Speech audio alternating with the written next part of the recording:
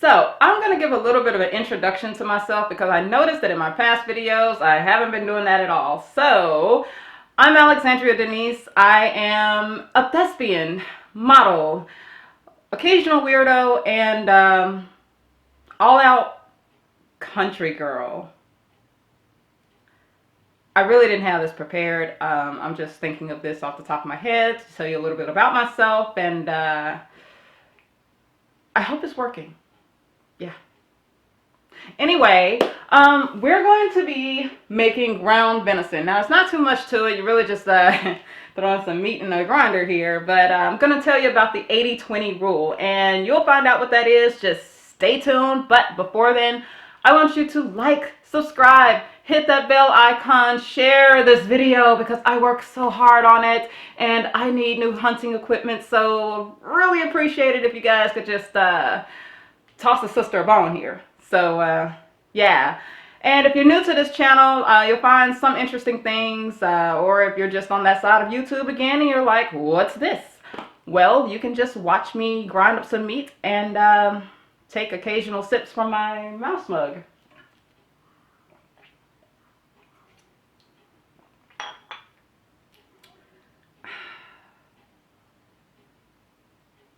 Okay, guys, so what I have here is 2 pounds of venison and a half a pound of fat.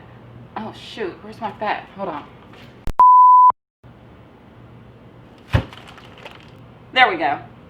So, like I was saying, 2 pounds of venison and a half a pound of fat. Now, I got this fat here from one of my local farms here in Georgia.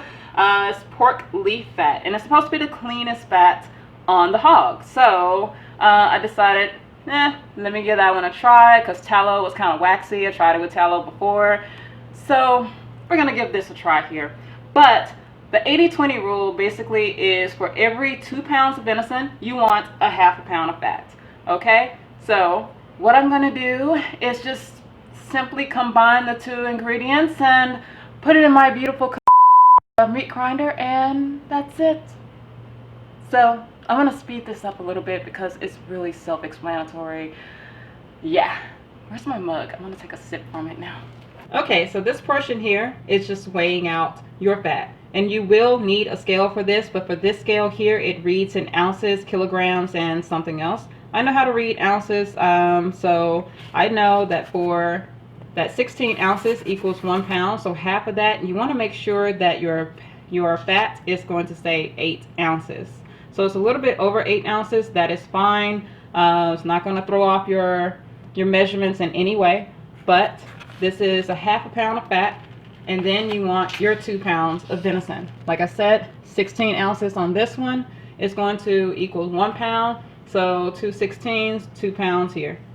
Next, what I like to do is just go ahead and take some of the pieces of fat and mix it, just kind of sandwich it together with pieces of venison. This is because when you put it through the grinder, you want it to kind of run through smoothly together so it can all mix together. Now I do end up freezing the fat just a little bit because I noticed that if it's at room temperature, it's going to be a little too moist and it sticks to everything. It really helps move that through the grinder and it stops it from sticking all to your fingers.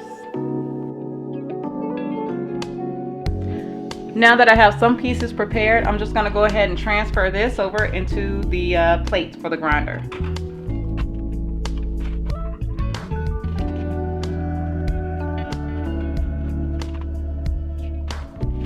Now that I have all my pieces and everything set onto the plate of the grinder, I'm just going to start the process. I'm going to start out with the bigger plate first. That's because the meat, when you push it through, you want to be sure that you get the large chunks in there together. Push it on through the fine plate first, which I'll show you in a little bit. It's going to get kind of stuck. So it always helps. A quick tip also, you know how I said I froze the fat? Well, now the fat is kind of room temperature, but whatever. But it really helps that grinding process to smooth everything right through the grinder. So if you're looking for an easy, clean, freeze the meat, freeze the fats first.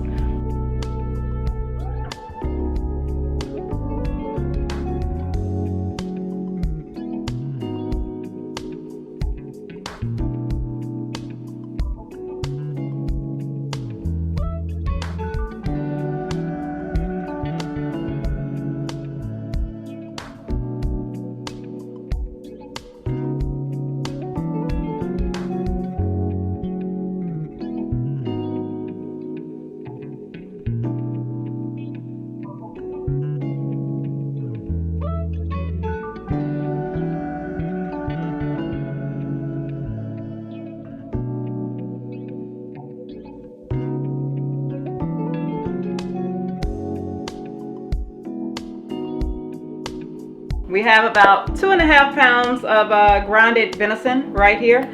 And I'm gonna go ahead and run this through a second time. So second time through, we use that smaller plate I was telling you about earlier. As you can see, the holes are pretty fine. That's gonna give you that really fine grind. And I personally think it helps the meat, when you get ready to cook it, stick together a lot better. So I'm gonna change that out and get through.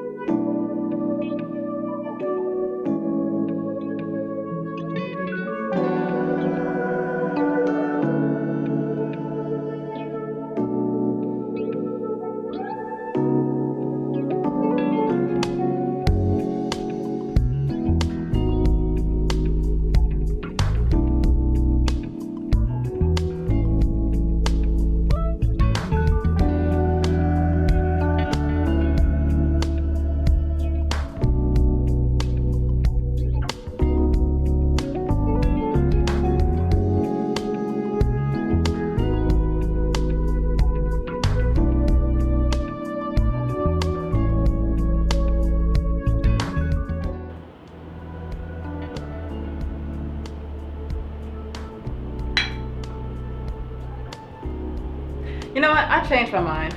I think I'm gonna keep the first plate ground simply because, well, it just kind of reminds you of that ground beef texture, you know? I don't mean eat beef, but it just looks a little more beefy.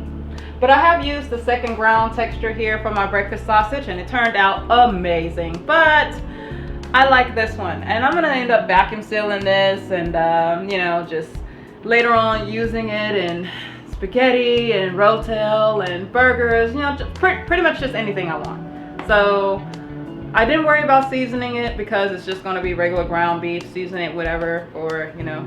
But if you like the video, leave it a thumbs up, hit that bell icon. I don't even know what the hell a bell icon is, but I mean, if I got one, hit it anyway. Share the video. Thank you guys for tuning in. My name is Alexandra Denise. This is True Nature, and remember, eat wild, live free.